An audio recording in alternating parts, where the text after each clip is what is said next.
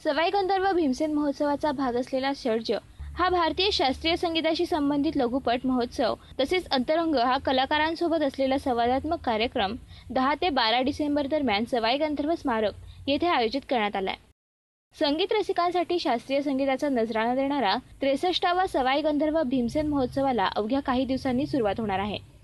संगीत रसिकांना आणखी नजराणा देत आर्य संगीत प्रसारक मंडळाच्या वतीने सवाई गंधर्व भीमसेन महोत्सवाचा भाग असलेला षड्ज हा भारतीय संगीताशी संबंधित लघुपट महोत्सव तसेच अंतरंग हा कलाकारांसोबत असलेला संवादात्मक कार्यक्रम 10 ते 12 डिसेंबर दरम्यान आयोजित करण्यात आला आहे। याबाबत आर्य संगीत प्रसारक मंडळाचे कार्याध्यक्ष श्री निवास जोशी यांनी पत्रकार परिषदेमध्ये माहिती दिली।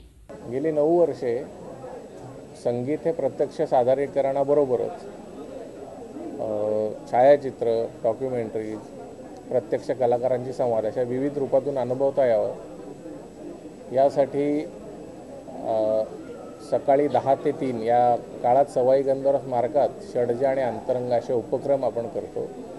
त्यात ज्येष्ठ गायक पंडित जसराज यांच्याशी संवाद, प्रसिद्ध बासरीवादक प्रवीण गोडखिंडी यांच्याशी संवाद असे संवादाचे कार्यक्रम आहेत। आणि जसराजजींवरची डॉक्युमेंटरी आहे, बासरी गुरु ही बासरी वादनावर एक डॉक्युमेंटरी आहे, किराणा घराणा अब्दुल करीम खान साहेबांवर एक डॉक्युमेंटरी, हिराबाई बडोदेकरांशी एक दूरदर्शनवर फार पूर्वी संवाद साधला होता वामनराव देशपांड्यांनी, तो आम्ही मिळवला आहे, तो दाखवणार। आणि प्रत्यक्ष कार्यक्रमस्थळी फोटोचं प्रदर्शन आहे, कल और आज अशा थीमचं, म्हणजे जुन्या काळी आलेले कलाकार आत्ता कसे दिसतात। आणि सवाई गंधर्व स्मारकात चारुचंद्र भिडे यांनी हे टाईल्सवर कलाकारांच्या भावमुद्रा कोरल्या, त्याचं प्रदर्शन आहे। केंद्र सरकारकडून 14.5% सेवा कर आकारला जातो। सवाई गंधर्व भीमसेन महोत्सवामध्ये येणाऱ्या शास्त्रीय संगीत रसिकांना याचा भुर्दंड बसू नये यासाठी 500 रुपयांवरील तिकिटावर सेवा कर माफ करण्याचे निवेदन केंद्र सरकारला केले असल्याचे यावेळी श्रीनिवास जोशी यांनी सांगितले।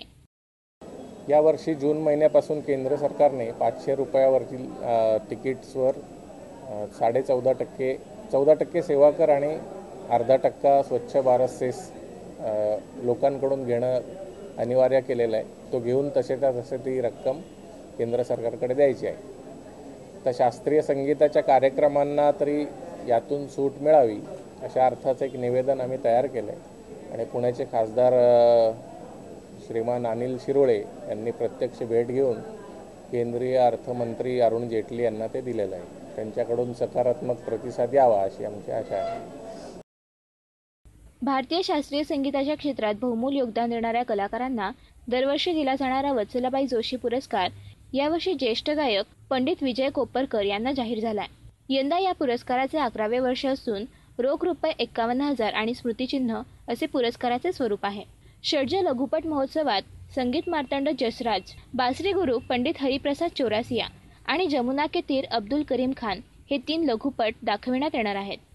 त्याचप्रमाणे अंतरंग या संवादात्मक कार्यक्रमामध्ये पंडित जसराज आणि प्रसिद्ध बासरीवादक प्रवीण गोडखिंडी यांची प्रकट मुलाखत होणार आहे। चित्रकार सतीश पाकणेकर यांचे तेव्हा आणि आता या कलाकारांच्या छायाचित्रांचे प्रदर्शन, चारुचंद्र भिडे यांचे पत्थर की लकीर पाषाण चित्र प्रदर्शन यंदाच्या महोत्सवाचे वैशिष्ट्य ठरणार आहेत।